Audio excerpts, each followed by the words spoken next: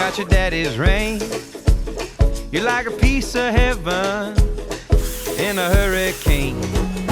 And it's bubbling over like sweet champagne. You got your mama's sunshine. You got your daddy's ring.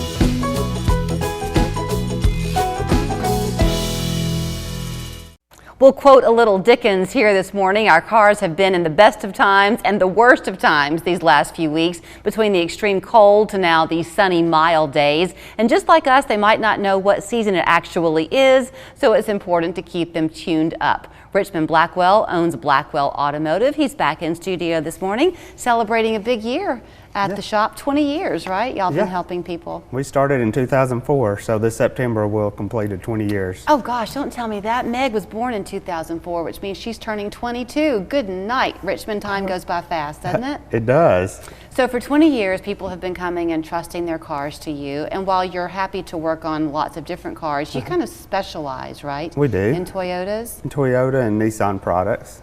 But if you do happen to have a Ford, can they bring it to you anyway? Yeah, we can do minor things like oil changes and brakes and things. We don't do any diagnostic on anything except for what we specialize in. But. Well, am I right that especially your car battery, I'm sure, that really, really cold weather to now these spring-like days, and we'll ping pong a lot the next few weeks. Is that hard on a car? It is. Extreme hot or cold can take its toll. So if you notice cars starting slower now since the cold snap, then you may want to get it checked out. Have you been in that same location all 20 years? We have.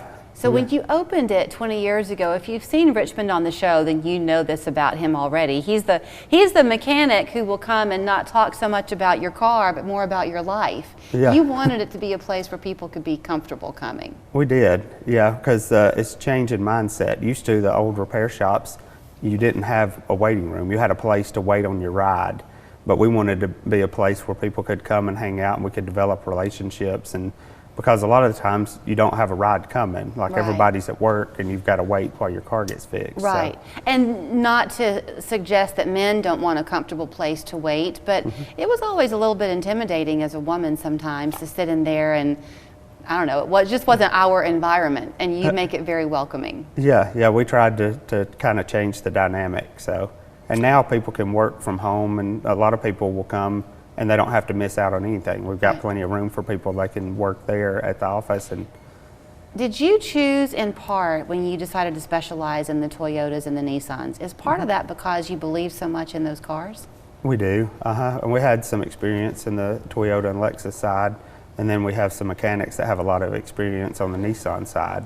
And so we like to specialize because you can really get to the heart of the problem easier with cars that you know versus trying to work on everything, which some shops do a good job at that, but it's really, really hard. And you have to have a lot of different people with different areas of expertise and a lot more diagnostic equipment that's special for each car.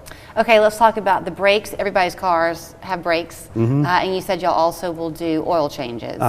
How often should you really get your oil changed, or should you refer to your owner's manual for that answer? You can refer to the owner's manual. We don't like to go above 5,000 miles. A lot of manufacturers are 15,000 miles, but if your car develops something else, say 2,000 miles after your last oil change, like your brakes start getting close or there's something else, the car's going to go another 10,000 miles before anybody looks at it, and a problem can get worse. And then two, here in the South where the humidity can get to the oil too, so if you don't drive much, we have some customers that don't drive 5,000 miles in a year.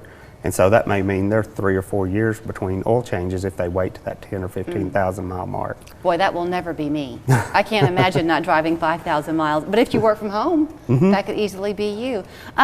Speaking of working from home and a commute, a lot of my friends have said that even though this is probably good advice anyway, they no longer want to get below a half a tank of gas because of construction around town. You never know when you're going to get stuck.